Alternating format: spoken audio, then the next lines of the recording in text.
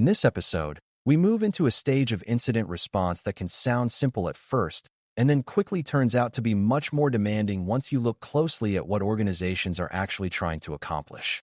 Eradication is the point where the organization tries to remove the cause of the incident, remove the attacker's ability to continue operating, and remove the unsafe conditions that allowed the incident to take hold in the first place.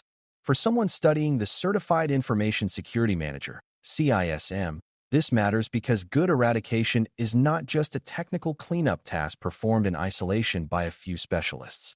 It is a management challenge that requires judgment, timing, coordination, and a clear understanding of risk, business impact, and operational reality.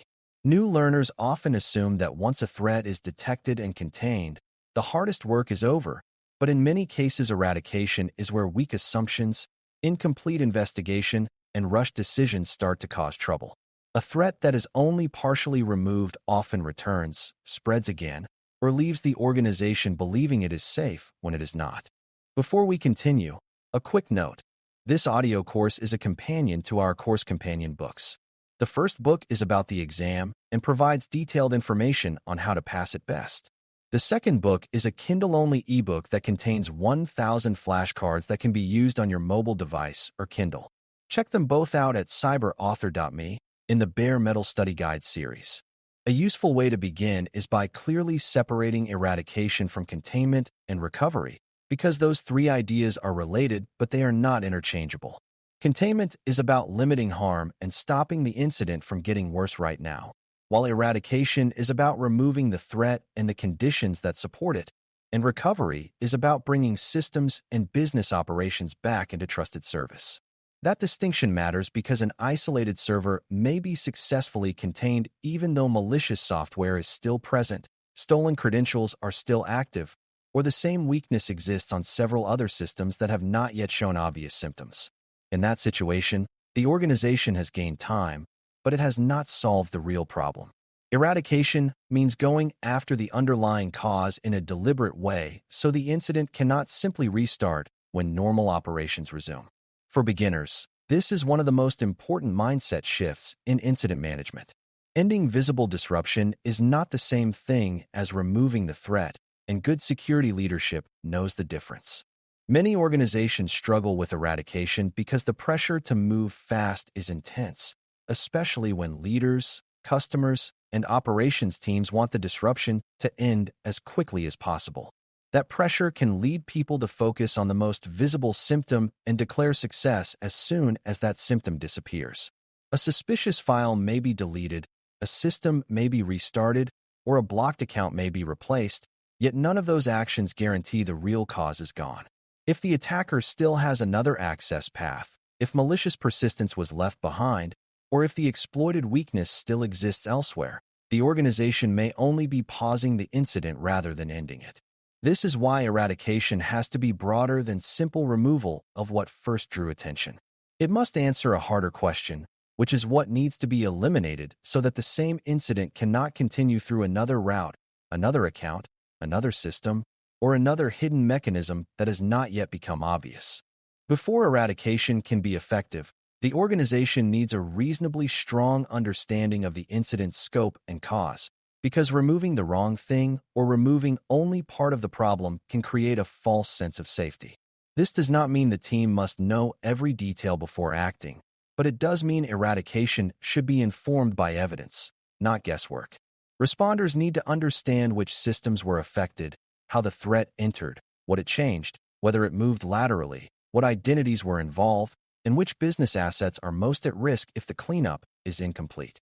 If the organization begins large-scale changes without that understanding, it may wipe useful evidence, overlook hidden persistence, or restore trust to systems that are still compromised. For a new learner, this is an important balance to grasp.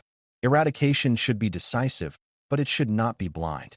The best eradication techniques are built on enough investigation to make the removal effort targeted, thorough, and defensible rather than chaotic and incomplete. One major eradication technique is the removal of malicious code, unauthorized software, harmful scripts, and hidden persistence mechanisms that allow a threat to survive normal cleanup. Beginners sometimes think this means finding one bad file and deleting it, but real incidents are often more complicated than that. A threat may include background services, scheduled tasks, modified startup settings, hidden accounts, altered configurations, or remote access tools that were placed quietly so the attacker can return later.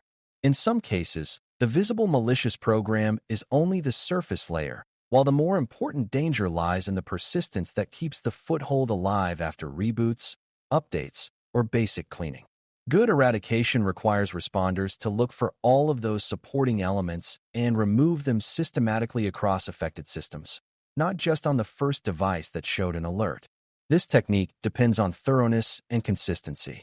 If even a small piece of the persistence chain remains, the attacker or the malware may regain control, and the organization may be pulled back into a crisis it thought was already over. Another critical technique focuses on identities and access, because many modern incidents depend less on obviously damaged systems and more on stolen or misused credentials.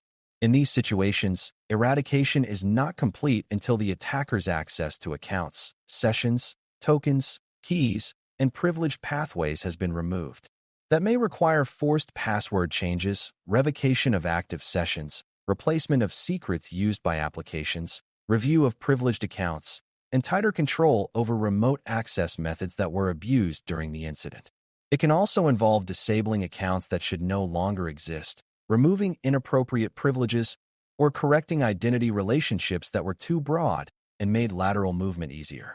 This matters because an organization can clean a device very carefully and still remain exposed if the same compromised identity can simply sign back in through another route. For someone learning CISM, the bigger lesson is that eradication must follow the threat mechanism. If identity misuse was central to the incident, then identity cleanup is not secondary support work. It is part of the heart of the eradication effort. A related eradication technique is remediation of the weakness that allowed the incident to happen in the first place, because threat removal is fragile if the same door remains open. That weakness might be an unpatched vulnerability, an exposed service, a misconfigured cloud setting, overly broad access rights, poor network segmentation, unsafe default settings, or a broken business process that let risky activity pass without challenge.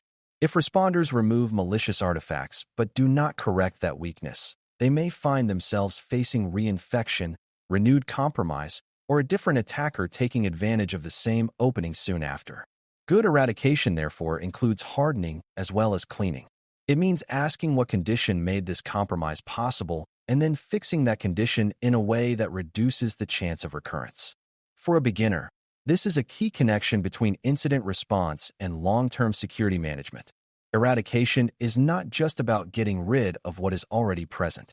It is also about removing the unstable conditions that invited the problem into the environment. Sometimes the most reliable eradication technique is not selective cleanup at all, but a full rebuild or reimage of the affected system from a known trusted state. This approach is especially useful when the organization cannot be confident that every malicious change has been identified, or when the system is so critical that uncertainty itself becomes unacceptable.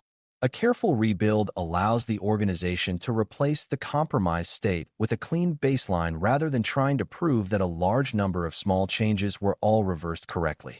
That does come with trade-offs, because rebuilding takes time, may interrupt operations, and can complicate evidence preservation if done too soon. Still, there are many cases where it is the safest path, especially when compromise is deep, persistence is hard to verify, or the team does not trust the integrity of the operating environment anymore. Beginners should understand that eradication does not always mean delicately cleaning every system back to health. Sometimes the smarter and safer choice is to remove doubt by replacing the affected state entirely with something the organization can trust. Eradication also has to extend beyond the first group of affected assets, because threats often leave traces in connected systems, shared services, cloud resources, administrative tools, backup processes, or partner relationships that were not part of the earliest alert. A mailbox rule set up by an attacker, a hidden change in a cloud identity role, a malicious script copied into an automation workflow, or an unsafe vendor connection can all become ways for the threat to continue even after the original device or account has been addressed. This is why good eradication is environmental rather than narrowly local. The team must think in terms of the attack path and the operating environment, asking where else the attacker may have established access, trust, persistence, or influence. For a CISM learner, this reinforces an important management principle. Security incidents rarely stay neatly inside one boundary, so eradication planning must reflect how systems, people, vendors, and processes actually connect in the real organization rather than how they appear on a simplified diagram. Because eradication often involves disruptive changes, strong coordination is one of the most important techniques, even though it is not usually the first thing beginners think about.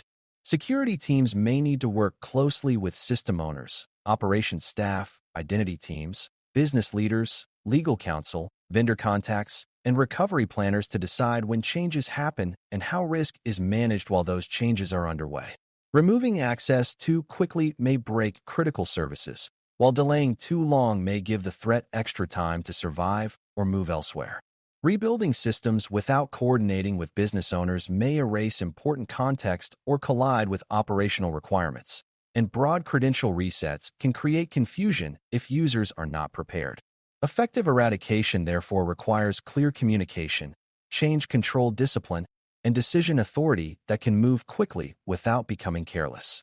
From a management standpoint, this is a strong reminder that eradication is not only about technical correctness. It is also about aligning action across the organization so the cleanup effort is effective, understood, and sustainable under real business conditions.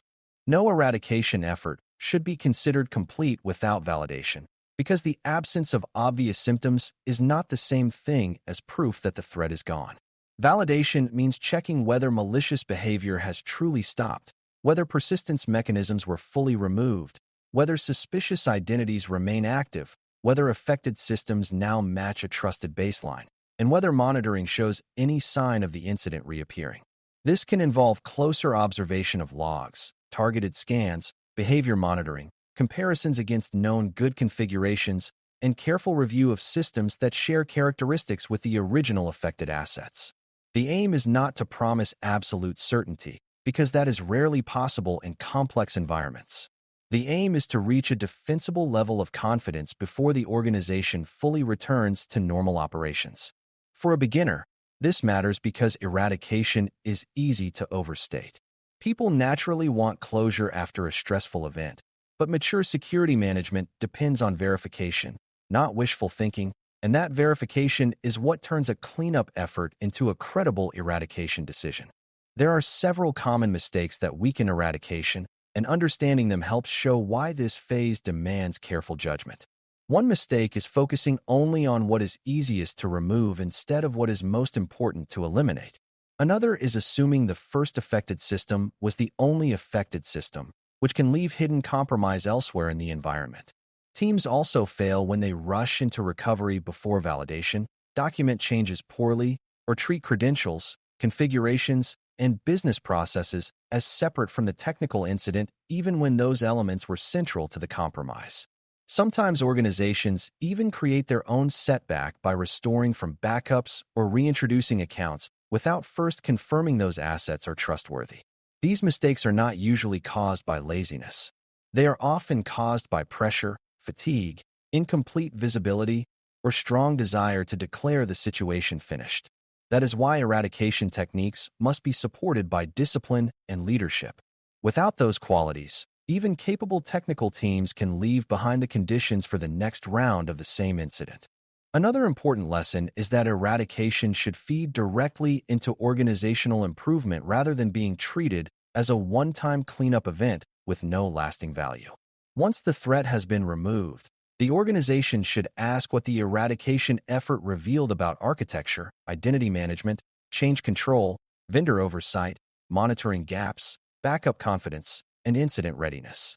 If the team needed to rebuild many systems because baseline trust was weak, that points to a design issue.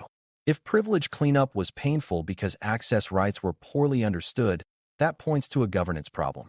If the organization struggled to confirm eradication because visibility was incomplete, that points to a detection and monitoring weakness. These are not side notes after the real work. They are part of why eradication matters from a CISM perspective. Strong leaders use eradication findings to improve resilience, because the point is not only to survive the current event, it is to reduce the cost, confusion, and exposure of the next one. As you step back from the entire topic, the main idea becomes clear. Incident eradication is the disciplined removal of both the threat and the unsafe conditions that allow that threat to remain active or return. It requires more than deleting files, restarting systems, or assuming containment was good enough. It depends on understanding scope, removing persistence, revoking attacker access, correcting exploited weaknesses, choosing trusted rebuilds when needed, coordinating across the business, and validating that the cleanup truly held. For someone new to CISM, the most important takeaway is that eradication is where response shifts from temporary control to durable safety. Done well, it breaks the threat's hold, restores confidence, and creates a stronger foundation for secure recovery. Done poorly, it leaves behind hidden risk that can undo all the hard work of detection, containment, and investigation. That is why eradication deserves careful attention from security leaders. It is the point where the organization proves whether it merely interrupted the incident or actually removed its ability to keep causing harm. Thanks for listening. For more audio courses, daily newsletters, and more, please visit baremetalcyber.com.